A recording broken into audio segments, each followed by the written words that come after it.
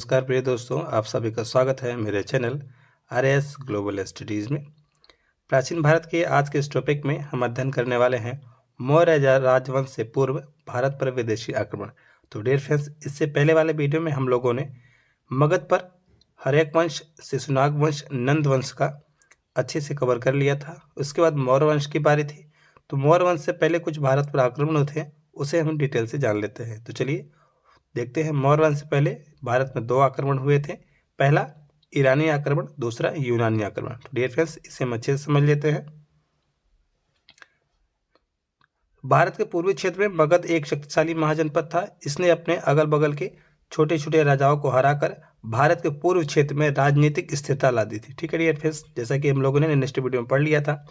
किंतु भारत के पश्चिम उत्तर क्षेत्र, जहां पाकिस्तान अफगानिस्तान के क्षेत्र में छोटे छोटे राजाओं का शासन था, जो शासन कमजोर थे। ध्यान रखिए, जो शासक क्या थे, कमजोर थे, जिसके कारण लगातार विदेशी आक्रमण यहाँ पर हो रहे थे।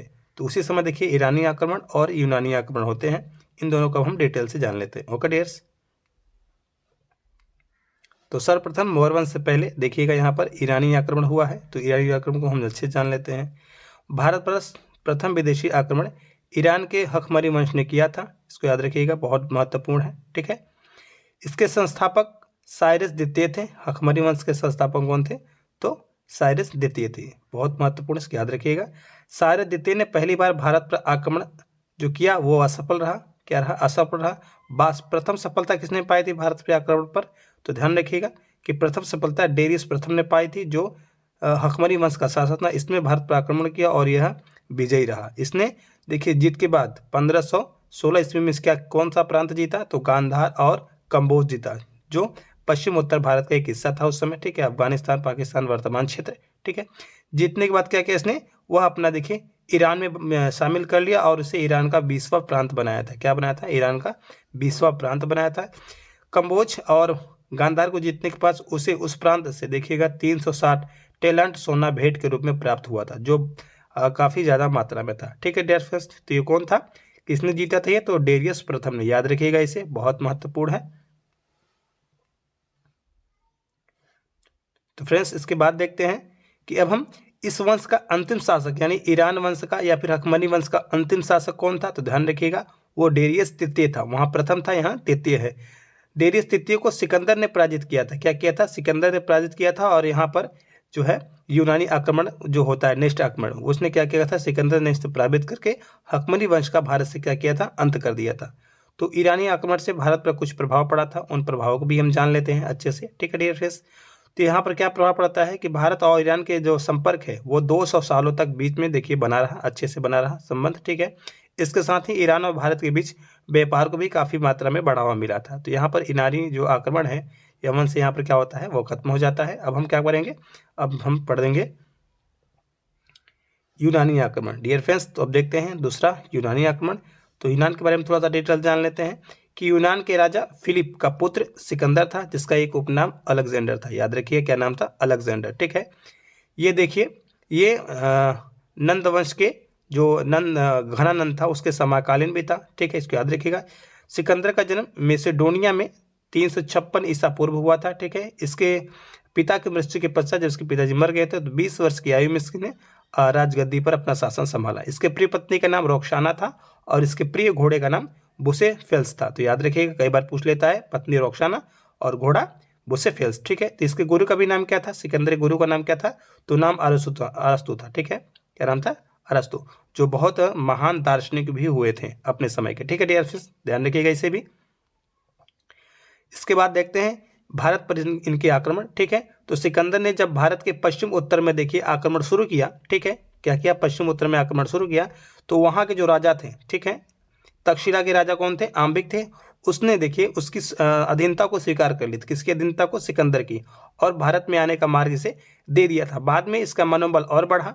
बाद में इसने वो अपना आक्रमण जो है आगे की ओर बढ़ता चला गया, भारत के इस क्षेत्र में बढ़ता चला आ रहा था। ठीक है, तो यहाँ पर देखिए सिकंदर ने उसके बाद देखिए पंजाब, जो कि वर्तमान क्षेत्र झेलम नदी और चिनाब नदी के तटीय क्षेत्र है, ठीक है, वहां पर पोरस का राज था। तो पोरस से इनकी युद्ध हुई और पोरस बहुत वीरता पूर्वक जो है सिकंदर से युद्ध लड़ा, परंतु वो क्या हो गया? पोरस जो है पराजित हो गया था, हार गया था। किससे? सिकंदर से। ठीक है, इसके बाद देखिए इस युद्ध को जो पोरस और सिकंदर के बीच में हुआ था इसे झेलम युद्ध या फिर हाइडे स्पीच युद्ध भी कहते हैं। ये बहुत महत्वपूर्ण है, कई बार एग्जाम में पूछा जा चुका है। इसके दो नाम है, झेलम युद्ध या फिर हाइडे स्पीच युद्ध। ठीक है, तो बहुत महत्वपूर्ण, याद रखिएगा इसे। इसके बाद लगातार देखिए सिकंदर भारत की ओर अंदर आगे लगातार वो बढ़ रहा था। ठीक है, तो वह अब क्या करने वाला था, भारत का वह अब आगे आक्रमण करना चाहता था, परंतु उसकी सेना देखिए यहाँ पर व्यास नदी को पार करने से मना कर देती है। क्योंकि ध्यान रखिएगा इसे कि धनानंद के समय जो आचार्य चाणक्य हैं, ठीक है, डेंसेस, वह सैन्य सहायता मांगने गए थे धनानंद के पास मगध में, परंतु उसने जो है अपमान करके उसे निकाल दिया था। तो ध्यान रखिएगा जो चाणक्य थे वह तक्षशिला के देखिए विश्वविद्यालय के एक प्रमुख आचार्य थे। तो वो कौटिल्य नीति में बहुत माहिर थे। उन्होंने ऐसी अफवाह फैला दी थी कि जो भी व्यास नदी एक देव नदी है, जो भी इस नदी को पार करेगा, ठीक है, तो वो क्या करेगा, उसकी मृत्यु हो जाएगी। इस डर की वजह से जो है यूनानी सेना व्यास नदी को पार करने से मना कर देते हैं और बाद में सिकंदर जो है निराश होकर उसे क्या होता है, लौटना पड़ जाता है। तो याद रखिएगा क्या होना पड़ता है, लौटना पड़ जाता है। इसीलिए चाणक्य अपने कौटिल्य नीति के लिए काफी प्रख्यात है। ठीक है डियर फ्रेंड्स, आगे चलते हैं। इसके साथ ही देखते हैं कि सिकंदर का जो थल सेनापति था उसका नाम क्या था, तो उसका नाम था सेल्यूकस निकोटर था, तथा जल सेनापति का नाम क्या था, निर्यास्कास था। क्या था, निर्यास्कास था। ठीक है, देखिएगा निर्यास्कास। ठीक है, निर्यास्कास। तो ये दोनों बहुत महत्वपूर्ण जो है इसके सेनापति रहे, थल सेना और जल सेना। ठीक है, याद रखिएगा इसे।